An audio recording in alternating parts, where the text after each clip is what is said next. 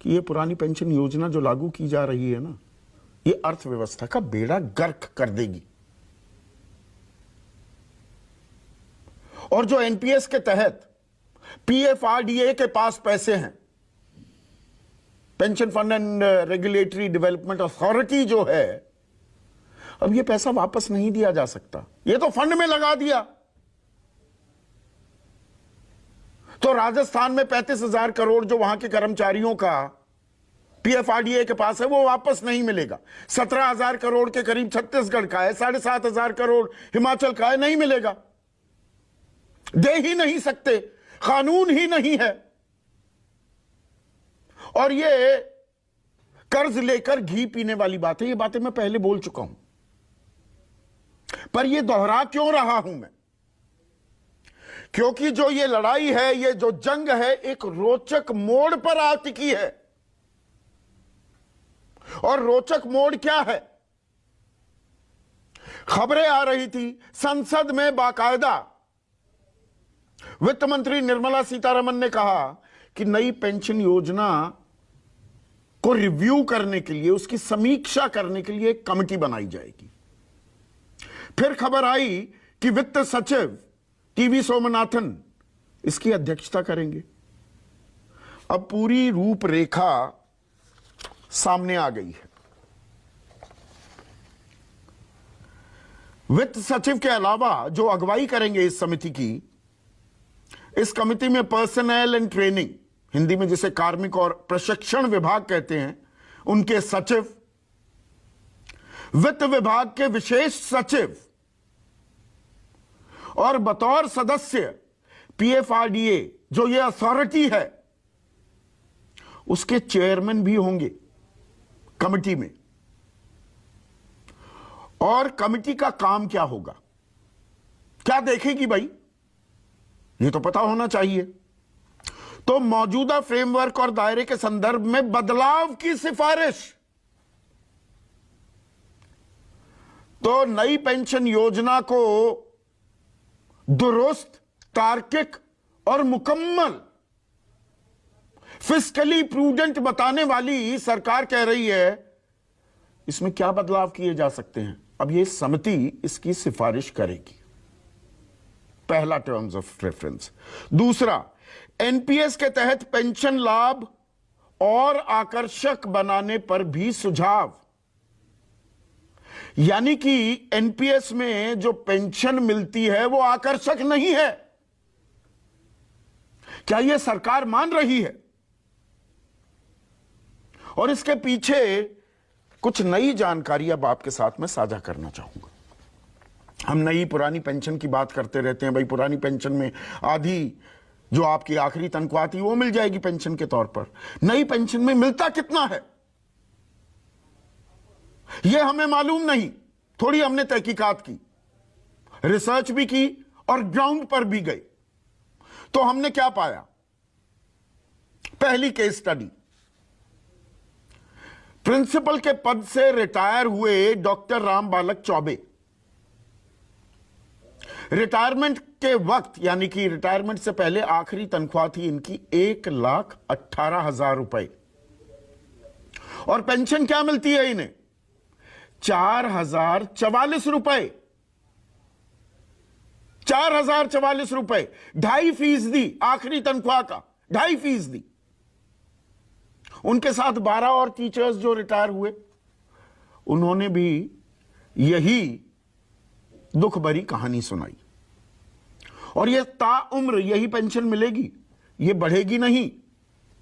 जो पुरानी पेंशन योजना में लोग आते हैं, कर्मचारी आते हैं, उसमें डीए भी जुड़ता रहता है, तो पेंशन बढ़ती रहती है।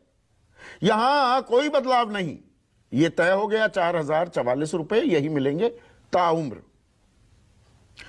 प्रयागराज के विक्रमजीत सिंह हैं, 31 मार्च को रिटायर हुए। ये हिंदी के अध्यापक थे इंटर कॉलेज में। इनका वेतन था 83,000 रुपए।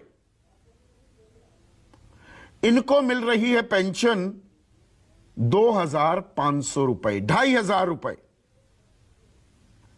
जिनकी 70,000 थी उनको भी 2,500 मिल रहे हैं। यह भी हमने पाया जब हम जमीन पर उतरे।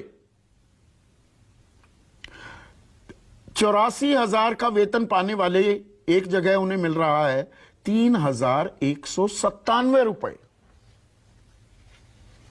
तो अब सरकार के टर्म्स ऑफ रेफरेंसेस कह रहे हैं कि पेंशन लाभ को और आकर्षक बनाने के सुझाव भी दीजिए। तो यह सरकार को अब समझ में आ रहा है। तीसरा टर्म, नेशनल पेंशन सिस्टम के मौजूदा ढांचे में बदलाव की जरूरत है क्या? सरकार क्या कुंभकर्णीय निद्रा में थी, या हमें अर्थशास्त्र का गलत पाठ पढ़ाया जा रहा था? अगर पुरानी पेंशन योजना गलत है, आर्थिक बोझ है, कंगाल कर देगी उन राज्यों के खजाने को जहां पर यह लागू किया जा रहा है, तो फिर बदलाव की जरूरत क्यों खंगाली जा रही है, तलाशी जा रही है? और सिफारिश लोगों के हितों और बजट के अनुशासन के विपरीत ना हो। तो जन कल्याण की भी याद आई सरकार को, पर वित्तीय अनुशासन की डगर से वो हटना नहीं चाहती है। और यहां मैंने आपको बताया था कि ये विपक्षी राज्यों में तो चलिए 5 राज्यों में पुरानी पेंशन योजना बहाल हो गई, लेकिन जहां पर बीजेपी सत्ता में है, जिन राज्यों में, वहां भी विरोधी सुर भी उन्हीं के खेमे से उठने लगे हैं। उत्तर प्रदेश में सरकारी कर्मचारी सड़क पर उतर आए हैं। हरियाणा में गठबंधन सरकार है जिसकी चाबी के चलते सत्ता का ताला खुला। जेजेपी कह रही है नहीं, पुरानी पेंशन लागू करो। मध्य प्रदेश में साल के अंत में चुनाव हैं, वहां पर इन्हीं के विधायक बिसेन साहब कहते हैं कि पद ले लो, पार्टी से निकाल दो, कुछ भी कर दो, पुरानी पेंशन योजना बहाल कर दो। कर्नाटक में 10 मई को चुनाव होने वाले हैं, शिमोगा की, वहां पर इनकी विधायक कह रही है नहीं, पुरानी पेंशन योजना तो लागू करनी ही होगी। मध्य प्रदेश में, महाराष्ट्र में सरकार है, वहां एकनाथ शिंदे शिक्षकों से मिलते हैं, कहते हैं मैं तरीका ढूंढ रहा हूं पुरानी पेंशन योजना लागू करने के लिए। देवेंद्र फडणवीस बड़े नेता हैं, उप मुख्यमंत्री भी हैं महाराष्ट्र में बीजेपी के, वो कहते हैं not negative on OPS. OPS को लेकर मैं नकारात्मक नहीं हूं। तो क्या चुनावी नफा नुकसान अब आंका जा रहा है, और जो वित्तीय अनुशासन की, फिस्कल प्रूडेंस, डिसिप्लिन का राग, जो पाठ पढ़ाया जा रहा था, अब उसे क्या धीरे से दरकिनार करने की यह कोशिश भी है इस समिति के जरिए? वैसे आंध्रा का मॉडल भी हमारे सामने आया था, जहां जगन मोहन रेड्डी ने एक नया फॉर्मूला इजाद किया कि भाई 50%, आधी तनख्वाह नहीं दे पाएंगे, लेकिन उन्होंने बाकायदा एक फॉर्मूला बनाया जिसमें 33% से 40-42% तक पुरानी जो आपकी आखिरी तनख्वाह थी उसका आपको मिल जाएगा। तो ये आंध्रा के मॉडल पर सरकार जाती दिख रही है केंद्र सरकार, या पुरानी पेंशन करनी ही पड़ेगी, या ये एक ट्रायल बलून भी फ्लोट किया जा रहा है? और समिति कब देगी, कब 9 मन तेल होगा, कब राधा नाचेगी, कब सिफारिश देगी, कब उन्हें अमल में किया जाएगा, या स्ट्रेटेजिकली टाइम किया जाएगा चुनाव के साथ कि देखिए ये हम कर देंगे, एक बार और बटन दबा दो हमारे हक में। और यहां पर पीएफआरडीए के चेयरमैन को शामिल करना, क्योंकि कहा यह जा रहा था पीएफआरडीए के पास पैसा चला गया, वो तो वापस नहीं आ सकता कानून। तो कानून भी क्या बदला जाएगा? आज का यही सबसे बड़ा सवाल भी है। नई पेंशन की समीक्षा, सरकार की अग्नि परीक्षा, और फिर लागू होगी पुरानी पेंशन। चर्चा में मेरे साथ बीजेपी के राष्ट्रीय प्रवक्ता, अर्थव्यवस्था को ट्रैक करते हैं, समझते भी हैं, सीए हैं गोपाल अग्रवाल, कांग्रेस के राष्ट्रीय प्रवक्ता, आंकड़ों के महारथी हैं अभय दुबे, ब्यूरोक्रेट रह चुके हैं, अकाउंट्स और ऑडिट इनकी स्पेशलिटी है। अब राज्यसभा के सांसद हैं बीजू जनता दल के डॉक्टर अमर पटनायक। विजय कुमार बंधु अध्यक्ष है नेशनल मूवमेंट फॉर ओपीएस, ये एक राष्ट्रीय आंदोलन चला रहे हैं पुरानी पेंशन योजना को लेकर। और साथ ही साथ जाने माने अर्थशास्त्री और ये भी सीए हैं, शरद कोहली मेरे साथ स्टूडियो में हैं। तो सबसे पहले विजय भाई, शुरुआत आज आपसे कर रहा हूं। कुछ हमने रिसर्च की, कुछ ग्राउंड पर गए और ये चौंकाने वाले आंकड़े हमारे सामने आए। राम बालक चौबे, डॉक्टर राम बालक चौबे, 1,18,000 रुपए की आखिरी तनख्वाह और पेंशन मिलती है 4,044 रुपए। यह विक्रमजीत सिंह की बात हो, यह दरअसल इक्का दुक्का वाकया है जिनकी डिटेलिंग में हमें जाने की जरूरत है, या यही सबब है एनपीएस का और ऐसी ही पेंशन कर्मचारियों को मिल रही है रिटायरमेंट पर? जी जी बिल्कुल, आपने बिल्कुल सही बात कहा। यही सबब है और ये कोई एक दो घटना नहीं है। आप एनपीएस में जितने लोगों से रिटायर हो रहे हैं, जितने लोगों को एनपीएस के तहत पेंशन मिल रही है, सबके हाल यही है। और ये पूरे देश में सैकड़ों हजारों उदाहरण है। और हर महीने, अभी तो मार्च बीता, 31 मार्च को बहुत सारे लोग रिटायर हो गए। यहां तक ये स्थिति है कि जिनका एनपीएस के तहत 10% तनख्वाह से कटा हुआ भाग था, उससे भी कम पेंशन पा रहे हैं। मतलब हम अपनी तनख्वाह का जो 10% हमने दिया है एनपीएस व्यवस्था में सरकार को, सरकार के लोगों को, उससे भी कम पेंशन मिल रही है। नहीं, ये कैसे संभव है? ये कौन सी आंकड़ेबाजी? जितने मैंने पैसे दिए उतने तो मिलेंगे, ये मेरी समझ से बाहर है। सर यही बात उसका एक सीधा उदाहरण सर हम बताएं। जैसे जो बताया जाता है, जो कहा जा रहा है कि हम शेयर मार्केट में लगाएंगे, शेयर मार्केट अनिश्चित होता है। और मेरी अपनी जो छोटी सी समझ है, देश का 96% को लोगों को शेयर मार्केट का कोई उतार चढ़ाव से कोई लेना देना नहीं। 2-4% लोगों के लिए खेल होगा, कब चढ़ता है, कब घटता है, कब निकालना है, कब फायदा होता है, ये उनको पता हो। अधिकांश भाग हिंदुस्तान की, चाहे कर्मचारी हो चाहे जनता हो, बाहर रहती है। अब जब उसमें रिटायरमेंट का दौर आता है, अब मान लीजिए एक उदाहरण हम देते हैं, अगर एक खेप आई, एक बड़ी संख्या आई, हमारी एक संख्या आई, 1 लाख लोग भर्ती किए गए। अगले 31 तारीख को जब मार्च में रिटायर होते हैं, उस समय शेयर सूचकांक, अगर शेयर मार्केट कम है, तो फिर हमारा जो वैल्यू था, हमारी जो पैसा था, वो हमारा मूल्य पैसा नहीं होगा, जो उस डेट में होगा वो हमारे लिए होगा। और दूसरी बात, मैं जो और गंभीर बात कहना चाहता हूं, ये पेंशन नहीं है, ये तो जो व्यवस्था दी गई है एनपीएस के तहत कि 60% आप पैसा वापस लेंगे, 40% का आप किसी बीमा कंपनी से पेंशन प्लान लेंगे, और ये जो पैसा हमारा जमा, उसका ब्याज है, ये पेंशन नहीं है। इसीलिए ये बात के लिए समझ में नहीं आ पा रही लोगों को। और जब लागू की गई थी तो लोगों ने बड़े सबसे उत्साह दिखाए गए थे, इतना मिलेगा, इतना मिलेगा, इतना मिलेगा। आज तो मैं कहता हूं कि जो अभी कमेटी बनाई गई है, हम तो कहते हैं कि इस कमेटी में एनपीएस पे सुधार की बात है, जिसको हम अस्वीकार करते हैं। हम सब लड़ाई ओपीएस की लड़ रहे हैं। और अगर कमेटी बनी तो ईमानदारी से एक दिशा में मैं उससे कहूंगा कि जो लोगों को पेंशन इस समय मिल चुकी है एनपीएस के तहत, उन पे ग्राउंड पे जाएं, जैसे आप गए, आप उस पर जाकर सर्वे करें, फिर 4400, फिर 26 रुपए में क्या उस व्यक्ति का जीवन यापन हो पाएगा? हमारा सवाल सबसे बड़ा ही है। और नहीं, इसमें क्या एक और फर्क, विजय भाई देखिए, ये बहुत ही गंभीर मामला है। ये भाई बुजुर्ग सबको होना है, आपको भी, मुझको भी। और जो ये सुरक्षा कवच है, ये मिलता भी वैसे बहुत कम लोगों को है, सरकारी कर्मचारियों को मिलता है। प्राइवेट, जैसे मैं प्राइवेट नौकरी करता हूं तो मेरी तो कोई पेंशन है नहीं। 85% वर्कफोर्स के पास तो कुछ भी नहीं है, उनको भी मिलना चाहिए। पर अभी हम सीमित ही रखें अपनी चर्चा। पहले जो व्यवस्था थी तो आपको आखिरी तनख्वाह का आधा तो मिलता ही था, साथ में आपका एक पीएफ अकाउंट भी होता था जी, तो प्रोविडेंट फंड के भी पैसे मिलते थे और पेंशन भी मिल रही है। यहां ना तो प्रोविडेंट फंड है, वो दरअसल 60% रकम जो आप निकाल सकते हैं वो एक बार निकाल ली, उसके बाद पेंशन के नाम पर यह पैसा बच गया। यही व्यवस्था है।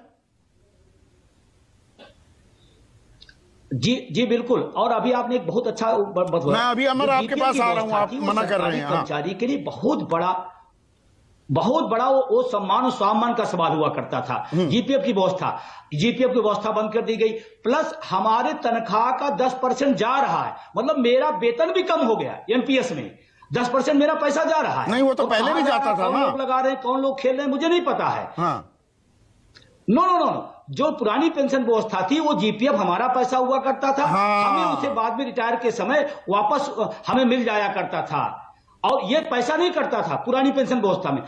नई में तो हमारी तनख्वाह भी कम हो गई, हमारा पैसा भी गया, और हमारा पैसा डूब भी जा रहा है। और एक अभी आप ही ने कहा 1,18,000 पर 4,044 रुपये ये पेंशन है, इसको पेंशन कैसे कह सकते हैं? इंटरजेक्ट कर रहे थे डॉक्टर अमर पटनायक। गोपाल बाबू, आपके पास आऊंगा। ये चीजें बिल्कुल क्लैरिटी के साथ दर्शक तक पहुंचनी चाहिए जी।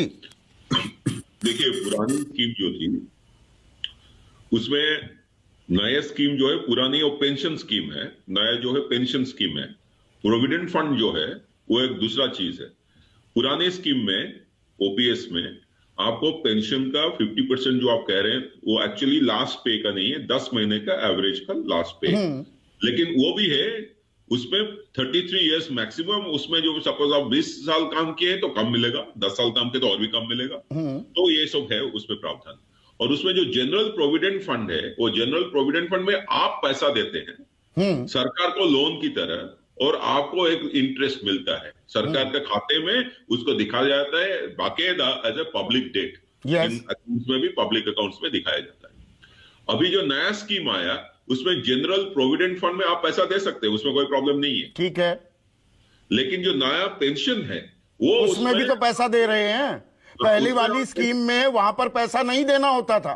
करेक्ट। उसमें जो था वो डिफाइंड कंट्रीब्यूशन नहीं था, डिफाइंड बेनिफिट, आपको इतना पैसा मिलेगा। लेकिन अभी जो है वो डिफाइंड कंट्रीब्यूशन की आप इतना दीजिए, सरकार देगा। इसमें जो नहीं, देखिए मैं इसीलिए, देखिए मैं इस एक मिनट डॉक्टर अमर, एक सेकंड के लिए रोक रहा हूं ताकि क्लैरिटी हो। और ये व्यवस्था मैं समझ गया था, और आपका इंटरवेंशन मैंने इसीलिए आपको इंटरवीन करने के लिए भी कहा। देखिए, सरल भाषा में मैं कहूं, पुरानी व्यवस्था ये थी कि मुझे मेरी तनख्वाह, मैं सरल भाषा का इस्तेमाल कर रहा हूं, वो 10 मंथ्स एवरेज उसको अभी थोड़ी देर के लिए भूल जाते हैं, मोटी मोटी बात, कि मेरी आखिरी तनख्वाह का आधा मुझे पेंशन के तौर पर मिल जाएगा, और उसके लिए मुझे एक पैसा नहीं देना होता था अगर मैं सरकारी कर्मचारी हूं। जीपीएफ जनरल प्रोविडेंट फंड में मैं 10% अपना कटवा रहा हूं, सरकार भी वो दे रही है, और वो पैसा मुझे सरकार नहीं दे रही है उसमें। हाँ, इसमें सरकार नहीं दे रही है, मैं प्राइवेट उसके लिए बात कर रहा हूँ। प्राइवेट में वो ऐसा होता है, हाँ, वो एम्प्लॉयर एम्प्लॉय वाला, हाँ ठीक है, मोटी बात पर रहते हैं। तो उसका मुझे एक मुश्त पैसा मिल जाता था, तो वो एक मुश्त पैसा तो मैंने कर्ज दिया सरकार को, वो उसने लौटा दिया जब मैं 58 या 60 या 62 या 65 साल का हो गया। यहां तो मैं पैसा दे रहा हूं पेंशन के लिए, जीपीएफ तो है ही नहीं, वो अलग मैं करूं या ना करूं। ये तो दरअसल मैं जो कर्ज दे रहा हूं उसके नाम पर मुझे 4,000 रुपए दे दिए। लेकिन आप जो पेंशन दे रहे हैं कंट्रीब्यूशन में अपने तरफ से, हाँ। सरकार भी उतना दे रहा है। पहले वो नहीं देती थी, तो लाख रुपए की मेरी तनख्वाह थी, 4,000 रुपए मुझे मिल गए, मेरा घर चल जाएगा क्या? इस व्यवस्था में तो दिन रात का अंतर हो गया, पुरानी और नई में। आप समझिए कि आप पहले स्कीम में आप सरकार कुछ नहीं देती थी, अभी जो स्कीम है उसमें सरकार भी आपको, आप जितना परसेंट दे रहे हैं सरकार उतना परसेंट दे रहा है, दे रही है उसमें। नहीं sir, doctor Amar Patnaik please, मैं फिर से इंटरवीन करूंगा। पहले वाली में सरकार कुछ नहीं दे रही थी, सरकार मुझे पेंशन दे रही थी, और मैं एक भी रुपया नहीं कटवा रहा था पेंशन के लिए। करेक्ट, ठीक है, सही बात है। लेकिन वो जो चला वही तो, उसी के ऊपर काफी चर्चा हो चुकी है आपके चैनल में। मैं आपको तो बहुत धन्यवाद देना चाहता हूं, आपको कॉन्ग्रेचुलेट करना चाहता हूं। इसी मुद्दे के ऊपर काफी चर्चा हुई है, किसी भी चैनल में इतना नहीं हुआ है। तो इसका जो ये है कि वो सस्टेनेबल नहीं था, क्योंकि आप देखिए अभी देश में 4 राज्यों के छोड़ के बाकी सब राज्य, पंजाब से शुरू करके debt to GDP ratio Punjab का हाईएस्ट है, 63% है, 25% पे रहना चाहिए एफआरबीएम एक्ट के हिसाब से। आप उसी टाइम में 99 में वैसे ही चलते रहते थे, तो अभी सब स्टेट का ये पोजीशन दीवाना। केंद्र सरकार की क्या पोजीशन है डेट टू जीडीपी रेशियो? हाँ जी, केंद्र सरकार की डेट टू जीडीपी रेशियो कितनी है? केंद्र सरकार की डेट टू जीडीपी रेशियो 54% है। 74 तक भी चली गई थी बीच में।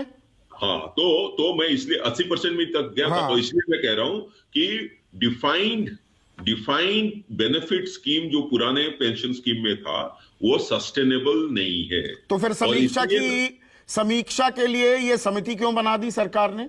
समीक्षा इसलिए बनाई है, मुझे लगता जो है, मुझे तो पता नहीं है, लेकिन मुझे जो लगता है उनका टर्म्स ऑफ रेफरेंस देख के कि उसमें जो मिल रहा है अभी लोगों को 10% देके 10%, पीएफआरडीए को क्यों इसमें मेंबर भी बनाए हैं। PFRDA is like a fund manager now. किसी भी म्यूचुअल फंड का लेखेंगे तो it's like a fund manager. तो जो फंड मैनेजर है उनका competence to give a return which is higher, आप देखेंगे सब म्यूचुअल फंड का रिटर्न तो सिमिलर नहीं होता है, कोई अच्छा करता है कोई बुरा करता है।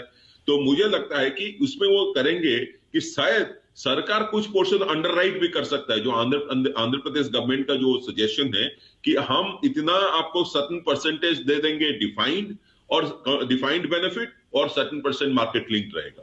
तो मतलब पीएफआरडीए आम आदमी का, सरकारी कर्मचारी का पैसा ढंग से नहीं लगा पा रहा है। क्या सरकार ये मान रही है कि सट्टे बाजार में लगा दिया, रिटर्न अच्छे नहीं मिल रहे? नहीं, आपको ये भी समझना होगा कि पीएफआरडीए जो है वो कितने साल का ऑर्गेनाइजेशन है, और फंड मैनेजर जो पुराने हैं एचडीएफसी आईसीआईसीआई कितने सालों से, उनका कॉर्पस बहुत बड़ा है, इसलिए 2009 में इसको पब्लिक को खोल दिया गया। लेकिन ये चर्चा वहीं पे होगा उस मीटिंग में कि पीएफआरडीए कुछ बेटर वे में इन्वेस्टमेंट कर सकती है, जिसमें ये इक्विटी पोर्शन कम करके लेटेस्ट से डेट फंड्स में ज्यादा रखेंगे कि आपको एश्योर्ड रिटर्न मिले। लेकिन वो एश्योर्ड रिटर्न 50% जो पुराने पेंशन उतना तो नहीं हो पाएगा। उसमें ये चर्चा भी आएगी कि आजकल खबरें ये आ रही हैं कि ईपीएफओ का पैसा, ये विपक्ष आरोप लगा रहा है, अडानी समूह पर गंभीर सवाल खड़े होने के बावजूद ईपीएफओ का पैसा अभी भी अडानी समूह में लगातार लगाया जा रहा है। ईपीएफओ का तो हम, मैं अलग उदाहरण के तौर पर, मतलब पीएफआरडीए का नाम मैंने नहीं लिया इसलिए, पर क्या यह सवाल भी आएगा? नहीं, इसमें नहीं आएगा, क्योंकि ईपीएफओ जो है उसमें तो आपको एश्योर्ड रिटर्न भी दे रहे हो, उसमें ये इसका कंपैरिजन ठीक नहीं होगा। लेकिन जो फंड मैनेजर है, अब एश्योर्ड रिटर्न की बात करने लगेगी सरकार, यानी कि आपकी आखिरी तनख्वाह का कितना पैसा कम से कम इतना तो देंगे, ये राह खुलती दिख रही है आपको? हाँ, मुझे लग रहा है कि कुछ पोर्शन सरकार से डिफाइंड बेनिफिट देंगे और बाकी मार्केट लिंक देंगे। तो गोपाल बाबू, आप इंटरवीन भी करना चाह रहे थे, पर सवाल ये है कि पुरानी पेंशन को, अर्थव्यवस्था को बेड़ा गर्क करने वाली, बताने वाली आपकी सरकार अब नई पेंशन की समीक्षा कर रही है, क्यों? देखिए संदीप जी, दो तीन चीजें हमें स्पष्ट रूप से मैं कहना चाहता हूं। आपके यहाँ पे चैनल पे कई बार डिबेट भी हुए हैं, डिस्कशन भी हुए हैं, कंफ्यूजन हो जा रहा है।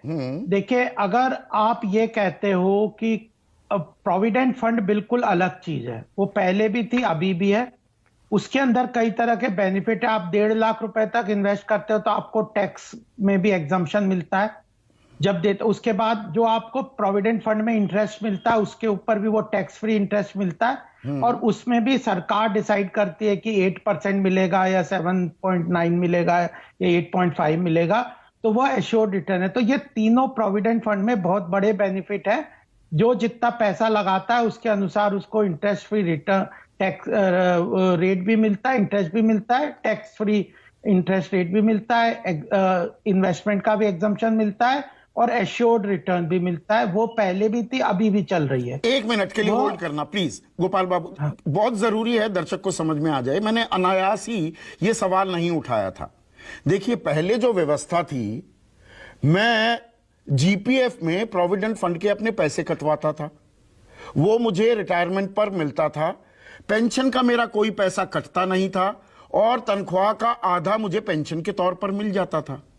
आज की तारीख में दरअसल जो मुझे पेंशन दी जा रही है उसके लिए मुझे पैसा कटवाना पड़ रहा है, और जितना पैसा कटवा रहा हूं उतना भी नहीं मिल पा रहा है। जीपीएफ तो अलग चीज हो गई।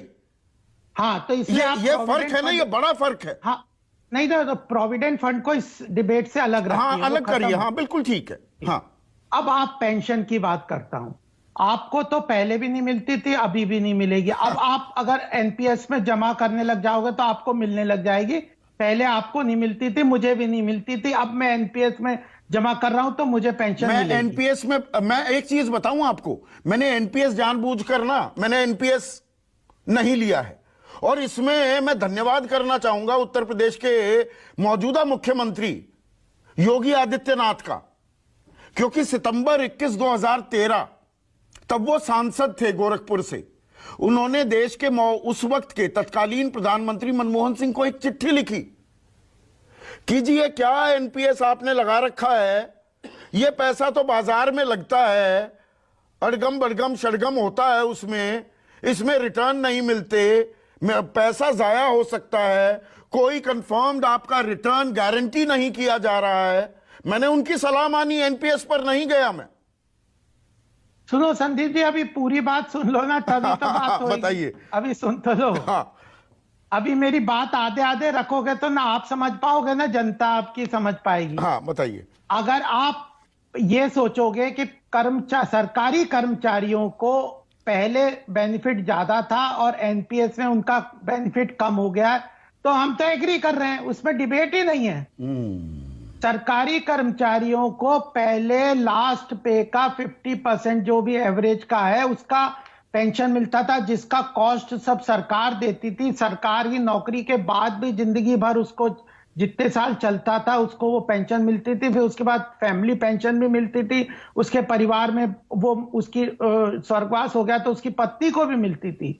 अब एनपीएस वो स्कीम नहीं है। नहीं, और साथ में एक और चीज जोड़ दूं, उसमें डीए महंगाई भत्ता भी जुड़ता रहता था तो पेंशन बढ़ती थी। अब तो 4044 रुपए अगर डॉक्टर साहब को मिल रहे हैं, ताउम्र 4044 ही मिलेंगे। आप डिबेट किस बात को कर रहे हो? जिस चीज को हम एग्री करें उस पर डिबेट क्यों कर रहे हो? नहीं, मैं एक फैक्ट जोड़ रहा था। परेशान क्यों हो जाते हैं आप? फैक्ट्स आपको अच्छे नहीं लग रहे तो आप परेशान हो गए। मैं नहीं, तो फैक्ट जोड़ रहा था। मैं तो कह रहा हूं उसमें, अरे फैक्ट ये है कि सरकारी कर्मचारियों को पिछले ओपीएस में बहुत ज्यादा बेनिफिट थे जो सस्टेनेबल सरकार के लिए नहीं थे। अच्छा। इसके कारण जो कमिटी बनी थी पहले, उन्होंने कहा कि ये ओल्ड पेंशन स्कीम को अर्थव्यवस्था के हिसाब से देश की अर्थव्यवस्था का बट्टा बैठ जाएगा, प्रदेश की अर्थव्यवस्था का बट्टा बैठ जाएगा। राजस्थान जैसे प्रदेशों में उनका जो रेवेन्यू कलेक्शन है उसका 80% सैलरी वगैरह में चला जाता है। नहीं, हिमाचल तो का है वो, राजस्थान में। हिमाचल का। हाँ, तो ऐसा सस्टेनेबल मॉडल नहीं है, इसलिए ये रिफॉर्म के रूप में न्यू पेंशन स्कीम में, और उसमें केवल सरकारी कर्मचारी भी नहीं, देश में ये अग्नि परीक्षा बन गई है क्या? पुरानी पेंशन योजना आपकी तो अग्नि परीक्षा बन गई है, तभी रिव्यू की। अभी तक तो आप हमें अर्थव्यवस्था का पाठ पढ़ा रहे थे, आज भी पढ़ा रहे हैं, फिर रिव्यू की नौबत क्यों आ गई? हाँ, तो अब सुन लो ना, पूरी बात सुनते नहीं, मेरे को काट देते हो। सुन लो, जब मैं आपको एक्सेप्ट कर लेता हूं जो चीजें, तो उसके बाद आप सुन तो लिया करो। अब मैंने कहा सरकारी कर्मचारियों को पहले ज्यादा बेनिफिट थे, एनपीएस में उनके साथ उसके बेनिफिट्स में एक रेस्ट्रिक्शन आ गया, एक उतने बेनिफिट नहीं मिलते। जो आपकी केस स्टडी बता रही है और सब एक्सेप्टेबल फैक्ट है, इसमें डिबेट करने की बात ही नहीं है। अब यह है कि न्यू पेंशन स्कीम के क्या लाभ है।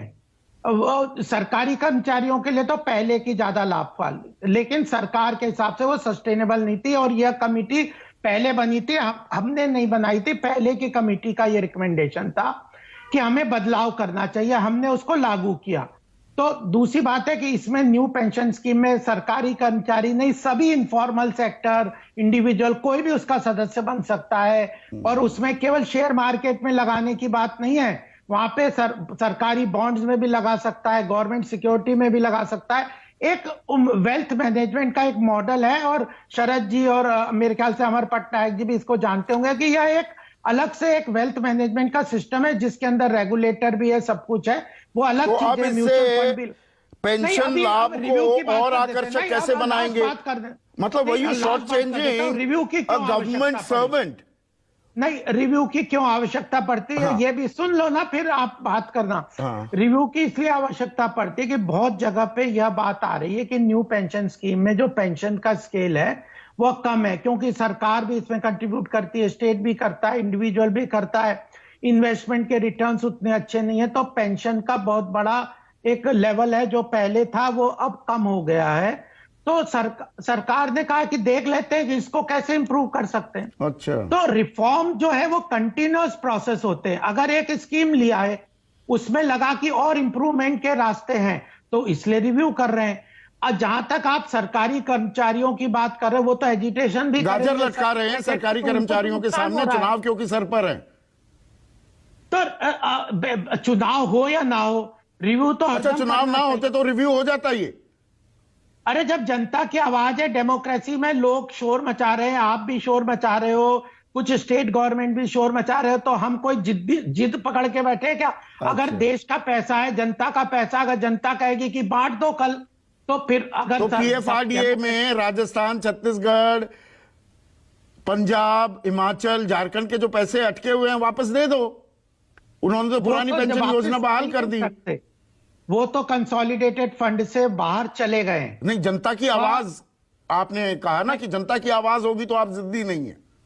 कानून तो सरकार ही बनाती है, कानून ऐसे थोड़ा ऊपर से भगवान ने बना दिया ये अब बदला ही नहीं जा सकता। अरे सब कुछ बदला जा सकता है, कॉन्स्टिट्यूशन अमेंडमेंट भी होता है। आप यहाँ पे सरकारें भी बदलती है, पार्लियामेंट भी बदलते हैं, स्ट्रक्चर ऑफ इम्प्लीमेंटेशन भी बदलते हैं, रूल भी रेगुलेशन बनते हैं, लेकिन आपको देश का हित तो ध्यान रखना पड़ेगा। अगर आप व्यक्तिगत सुख सुविधा स्वार्थ कोई एक वर्ग की इंटरेस्ट करते हो, तो मैं तो कह रहा हूं कि ठीक है, देवेंद्र फडणवीस भी व्यक्तिगत हित देख रहे हैं, स्वार्थ देख रहे हैं। वो कह रहे हैं not negative on OPS. Not negative का मतलब है कि यह जो सरकारी कर्मचारी हैं, उन लोगों का जीवन भर का सरकार के प्रति कार्य है, लेकिन आज सरकारी नौकरियों के पीछे लोग क्यों भाग रहे हैं? सारी सुख सुविधाएं देश के अगर सरकारी कर्मचारियों को ही मिलेगी, बाकी सब घूमते रहेंगे, तो वैसी व्यवस्था करनी है तो आप चर्चा करके तो ओपीएस क्यों, फौज में क्यों लागू है ओपीएस? वहां भी हटा दीजिए। ये सवाल मैं हर बार पूछता हूं। नहीं, फौज में एक डेडिकेशन है, वो अपनी जान, बाकी कर्मचारी डेडिकेटेड नहीं है। नहीं, उनका जान पे खेलने वाली बात नहीं है। सरकार फौज को मत आप कंपेयर करिए यहाँ अच्छा, पे। फौज का इससे कोई मतलब नहीं। सरकारी कर्मचारी और फौज के कर्मचारियों में मैं आज आपके मंच पे कह रहा हूं, बहुत फर्क है। उनने अपने देश, अपनी जान दे के, अपना परिवार को छोड़ के वो फौज पे लड़ते हैं, उनके लिए सब कुछ करना चाहिए। अच्छा, बाकी जो सरकारी कर्मचारी हैं देश में योगदान नहीं देते, जो हमारे पुलिसकर्मी हैं, अर्धसैनिक बलों में ओपीएस नहीं था। अर्धसैनिक बल क्या करते हैं? फर्स्ट लाइन ऑफ डिफेंस फौज है कि अर्धसैनिक बल है देश में? नहीं, तो आप यहाँ पे फर्स्ट लाइन ऑफ डिफेंस कौन होता है बॉर्डर पर? बीएसएफ की आर्मी। आप क्या कह रहे हो? उनकी भी ओपीएस खत्म करनी चाहिए सरकार। नहीं, उनको ओपीएस नहीं है। दिल्ली हाईकोर्ट ने अब जवाब मांगा है केंद्र सरकार से, इसी महीने जवाब देना है कि उनको ओपीएस मिलेगी कि नहीं मिलेगी। आर्थिक निर्णय जो होते हैं वो अर्थव्यवस्था को देख के सरकार लेती है। सरकार का कोई हित इसमें या उसमें नहीं है। सरकार का कोई हित नहीं है, आर्थिक हालात देखकर ये फैसले लिए जाते हैं। अबे दुबे। संदीप चौधरी जी, ऐसा प्रतीत हो रहा है डिबेट सुनकर, भारतीय जनता पार्टी के मेरे भ्राता गोपाल जी को सुनकर, कि जैसे भूपेश बघेल साहब, अशोक गहलोत जी, सुखविंदर जी ये कह रहे हो कि गोपाल जी तो आपकी गुल्लक फोड़कर पैसे दे दीजिए, या निर्मला बुआ जी के निजी पैसे से। अरे एक्सचेकर का पैसा है साहब। आपने प्रधानमंत्री, देखिए 6 जनवरी 2023 को आरबीआई ने एक रिपोर्ट जारी की, state finances study of budget करके। उसमें लिख दिया पहले उन्होंने कि ये साहब बहुत, जो कुछ स्टेट अगर इसको ऑप्ट करते हैं तो ये फाइनेंशियली बड़ा बुरा झटका राज्य को होगा। देश के प्रधानमंत्री जी ने फरवरी में एक भाषण दिया। आर्थिक सहायता के साथ खिलवाड़ मत कीजिए, बहुत बड़ा पाप कर्म। ऐसा कोई पाप मत कीजिए जो आपके बच्चों के अधिकारों को छीन ले। मतलब प्रधानमंत्री जी ने इसको पाप कर्म बताया। अभी भी जो नोटिफिकेशन है वो ये भ्रांति में नहीं रहे देश, ये तो चुनावों को प्रभावित करने के लिए एक चाल चलते हैं। इसमें ओपीएस का कोई बात ही नहीं की है। इन्होंने कहा कि सिर्फ उसको रिव्यू कर लीजिए एनपीएस को, और ये राज्यों का स्टेट सब्जेक्ट है साहब, आपका सरोकार नहीं। हम तो अपना हक मांग रहे थे आपसे कि जो एनपीएस का पैसा 35,000 करोड़, राजस्थान का 17,000 करोड़, छत्तीसगढ़ का 7,000 करोड़, हिमाचल प्रदेश का है, वो दे दीजिए। आप नहीं दोगे तो आपके जाने के बाद सरकार दे देगी। क्या कह रहे हैं आप कि कर्मचारियों का सिर्फ हित नहीं साध सकते, तो क्या बस अडानी जी के हित साधने के लिए सत्ता सौंप दी आपको? 20-20 हजार करोड़ रुपए अगर स्टॉक मैनिपुलेशन करके उनमें आ रहा है तो उसकी जेपीसी भी नहीं कराएंगे। मतलब सिर्फ और सिर्फ अडानी जी का हिस्सा दे और सुप्रीम हिस्सा कोर्ट की देंगे। कमेटी तो बनी हुई है। मैं धरती, गोपाल बाबू अभी मैं पाताल, आपके पास आकाश। आऊंगा, बीच में क्रॉस टॉक नहीं प्लीज, आपको मौका मिलेगा। हाँ बोलिए अबे दुबे। धरती, पाताल, आकाश सारे कॉन्ट्रैक्ट उनको देंगे, सिर्फ उनका हिस्सा देंगे। लाखों कर्मचारी जो अपना जीवन समर्पित कर देते हैं, शासकीय कर्मचारी, उनको अभी संदीप चौधरी जी ने बताया कि 2.5% भी पैसा, अरे 4,000 रुपए में क्या घर चलाएंगे बताइए ना। ये भी नहीं करें कि भारतीय जनता पार्टी की जो हजारों करोड़ की निधि हो गई उसमें से पैसा दे दीजिए। अरे क्या लागू झूठ पर करने में, उतरेंगे जमीन आप? पर सही मायने में उतारने में तो सबसे बड़ी भूमिका आपकी सरकार की थी अबे दुबे। देखिए संदीप जी, बहुत पानी बह गया उसमें से। ये भारतीय जनता पार्टी का किया हुआ था, अब हम उसको अपने राज्यों में ठीक कर रहे हैं। कितना झूठ परोस रहे हैं, मैं पहले भी देख रहा था, कई टेलीविजन चैनल्स ने ये परोसा कि साहब हिमाचल प्रदेश में जितने रेवेन्यू रिसिप्ट्स नहीं है उतना तो ये पेंशन का खर्च हो जाता। ये मैं आरबीआई की जो इन्होंने स्टेट फाइनेंसिंग की बात की उसी से डेटा लेकर आया हूं। जो रेवेन्यू रिसिप्ट है टोटल राजस्थान का है 2,14,977.23 करोड़ रुपए। पेंशन का उस पर बर्डन है मात्र 24,000 करोड़ रुपए। हिमाचल प्रदेश भी ये झूठ बोल रहे हैं। अभी भी इन्होंने कहा, गोपाल जी ने, वहां की रेवेन्यू रिसिप्ट है 36,375.3 करोड़ रुपए। पेंशन का बर्डन है सिर्फ 7,000 करोड़। एक मिनट, अब रुकिएगा नहीं, यहां पर जो गोपाल बाबू ने दिए, बल्कि ये फिगर सबसे पहले मैं ही निकाल कर लाया था। ओन टैक्स रेवेन्यू, खुद का राजस्व जो हिमाचल कमाता है, वो फिगर मुझे बताइए। उसका 79.84% पेंशन और तनख्वाहों में जा रहा है। संदीप जी, केंद्र सरकार जो कलेक्ट कर रही है वो कहां से? खुद का काम कर रही है क्या? भारतीय जनता पार्टी के मंत्री गड्ढे खोद कर पैसे कमा रहे हैं क्या? वो स्टेट से ही तो आता है। जो स्टेट से कलेक्ट करते हैं वो स्टेट को लौटाते हैं डिवेल्यूशन का पैसा। क्या बात, उसको नहीं काउंट करेंगे आप? स्टेट ओन रेवेन्यू खुद का जो है वो अलग अलग स्टेट्स की अलग अलग कंडीशन होती है, लेकिन मैं कंपैरेटिव स्टेटमेंट एक दे रहा हूं, उस परसेंटेज में आप कैलकुलेट कर दीजिए। अगर छत्तीसगढ़ का 90,000 करोड़ है तो 7,602 करोड़ रुपए पेंशन का बिल है। कहने का आशय ये कि स्टेट्स अगर अच्छा इन्वेस्टमेंट करेंगे, अच्छा परफॉर्म करेंगे तो ये पॉसिबल है। और दूसरी बात, ये क्या कह रहे हैं, हर चैनल पर कहते 5 साल में सारे राज्य बर्बाद हो जाएंगे। अरे साहब 5 साल में नहीं, जो 2004 से जिसने एनपीएस ऑप्ट किए, जो रिटायर 2004 में नौकरी में आया है, वो 32 साल जोड़िए उसको। उसके बाद स्टेट पर 32 साल का समय लगेगा और इन्वेस्टमेंट नहीं होंगे। अच्छा तो फ्यूचर जनरेशन पर सारा भार डाल रहे हैं अपना राजनीतिक हित साधने के लिए। कोई राजनीतिक, पढ़िए ना, मैं तो कह रहा हूं, इनको चुनौती देता हूं। आरबीआई की यही रिपोर्ट पढ़ लीजिए जो उसने दी है। उसमें कहा है उन्होंने कि बाउंस बैक किया। तो मतलब ये आने वाले दिनों में अब कर्नाटक में आप मुद्दा बना रहे हैं और उसके बाद मध्य प्रदेश जहां से आप आते हैं अबे भाई, राजस्थान, छत्तीसगढ़, तेलंगाना, वहां चुनाव होने वाले हैं, तो ये मुद्दा बनेगा। पुरानी पेंशन योजना का झुंझुना आप बजाएंगे वोटर के सामने। ये झुंझुना कह करके हम समर्पण के भाव से जो कर्मचारी काम कर रहे हैं उनका अपमान नहीं करें। उनका हक है, ये झुंझुना नहीं। प्रधानमंत्री जी रेवड़ियां बता देते हैं। जितनी सोशल सेक्टर की स्कीम अगर कांग्रेस पार्टी अपने राज्यों में लाती कि आपने 1,000 रुपए गैस का सिलेंडर कर दिया, हम कह रहे हैं 500 में देंगे, तो बोले तो रेवड़ी बांट रहे हैं साहब। अगर हम इन स्कीम्स को लॉन्च कर दें कि 1,500 रुपए बहनों को देंगे, इकोनॉमिकली वीकर सेक्शन की बहनों को, तो बोले रेवड़ी बांट रहे हैं। मतलब सिर्फ 10-12 लाख करोड़ रुपए अकेले अडानी को कमाने के लिए रखें और देश की जनता का हक अगर अधिकार उनको दे दे कांग्रेस पार्टी, जो दायित्व है हमको, जो इस डेमोक्रेसी में हमको दायित्व है, उसको आप रेवड़ी बता दे और पाप कर्म। अरे कर्मचारियों का पैसा अधिकार का पाप कर्म नहीं है प्रधानमंत्री जी, उनके हक का पैसा है, हर हाल में देंगे हम। रोक कर देख लीजिए, संविधान अधिकार देता है हमको। गोपाल बाबू छोटा सा रिस्पांस, उसके बाद शरद कोहली की बारी। देखिए, हर बात में अडानी ले आना यह कोई मतलब नहीं है। बात यह है कि जो old pension scheme versus new pension scheme की बात है। सरकारी कर्मचारियों के लिए पुरानी पेंशन स्कीम ज्यादा लाभकारी है, ये तो आप बता ही रहे हो, सब डाटा आपका बता रहा है, सबकी चीज है।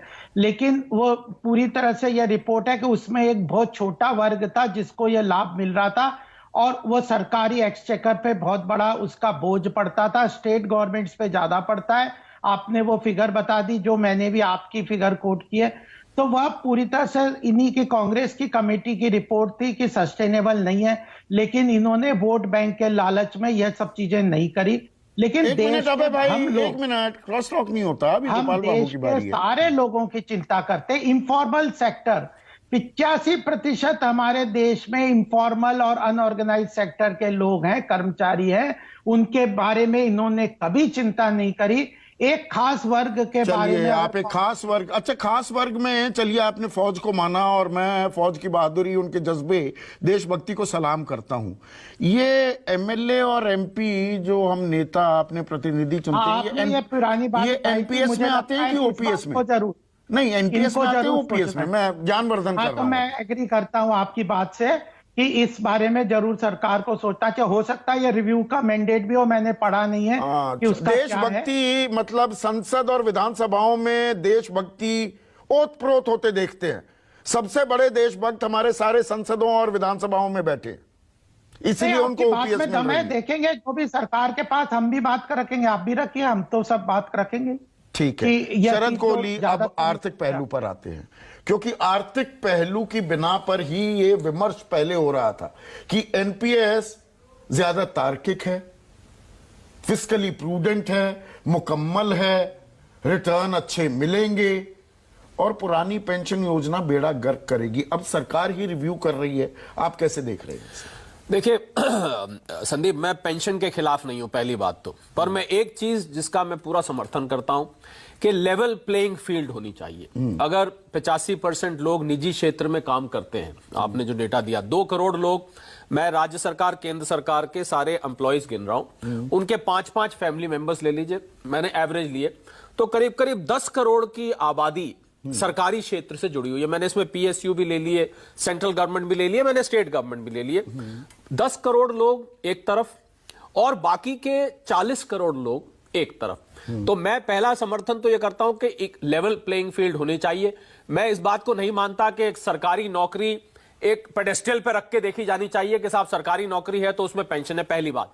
दूसरी बात, अगर ये कड़वी हकीकत है ना इस देश की। ये कड़वी हकीकत है, इसीलिए मुझे लगता है कि एनपीएस, अगर आप एनपीएस के लाभार्थी बन जाएं, आपने नहीं ले रखी अलग बात है, और एक सरकारी आदमी, दोनों को एक बराबर प्लेइंग फील्ड मिल रही है। क्यों एक सरकार, मैं सरकारी एम्प्लॉयज के खिलाफ नहीं हूं, पर उसको एक अलग पेडेस्टल पे क्यों रखा जाए, पहली बात। ये तो मैं उसका एक उदाहरण देता हूं, मैं थोड़ी दूसरी तस्वीर भी दूं।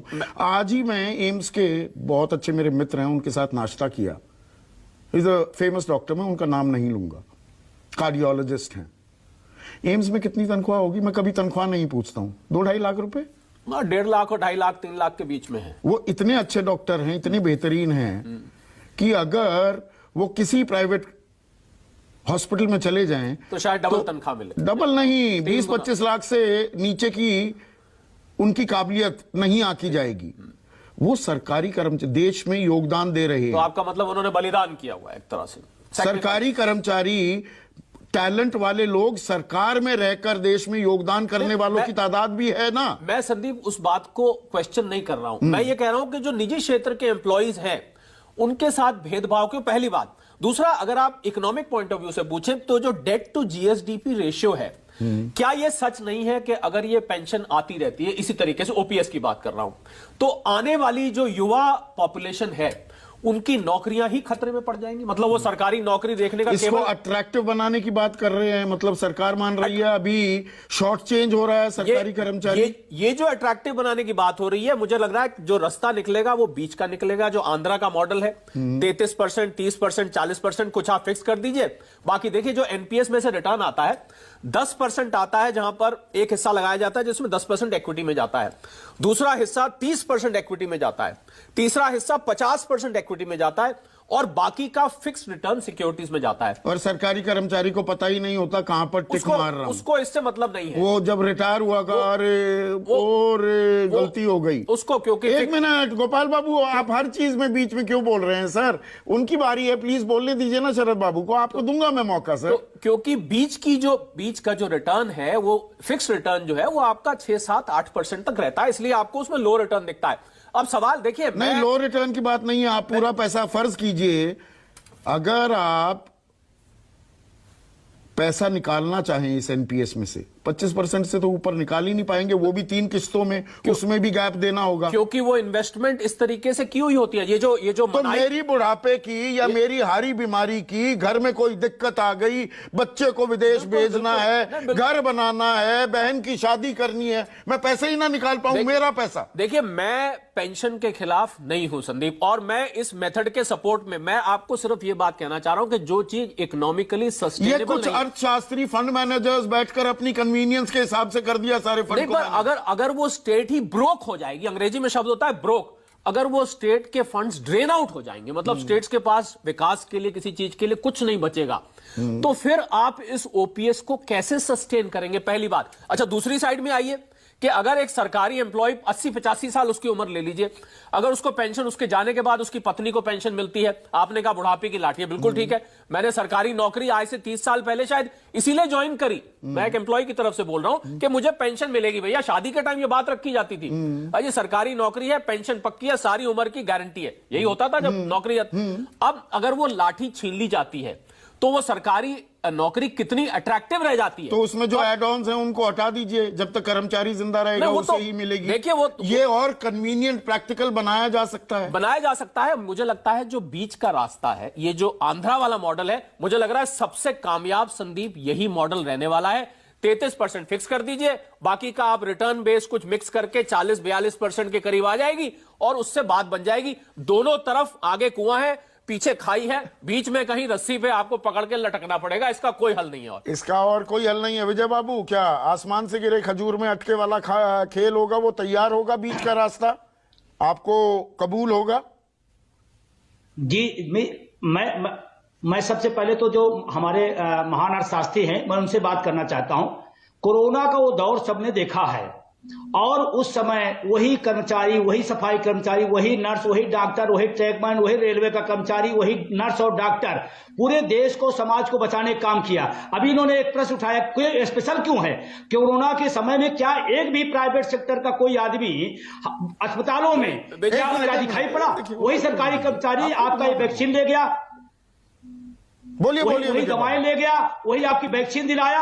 आप स्पेशल कर रहे हैं, एक मिनट सर, और आप स्पेशल की बात कर रहे हैं, आप कर्मचारियों पे स्पेशल की बात उठा दिया, आपने राजनेताओं पे कभी उठाया?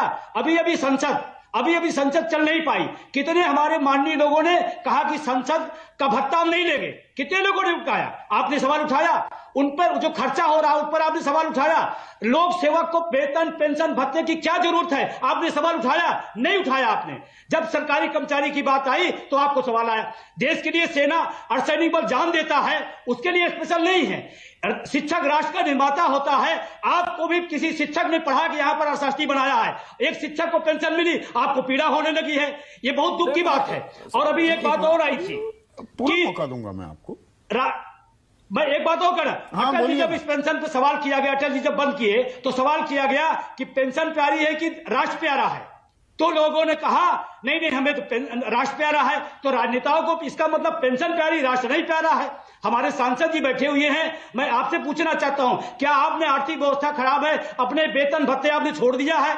आप तो सर्वेंट नहीं है, सर्वेंट तो हम लोग हैं। हम तो आते हैं, कहते हैं हमें तनख्वाह चाहिए, हमें पेंशन चाहिए, हम क्योंकि सर्वेंट हैं, आप तो लोक सेवक हैं, क्या जरूरत है आपको? और कितने सांसदों ने छोड़ा? देखिए, मैंने विजय भाई आपकी पूरी बात सुनी, विजय दूसरे को रिस्पॉन्ड करने दीजिए।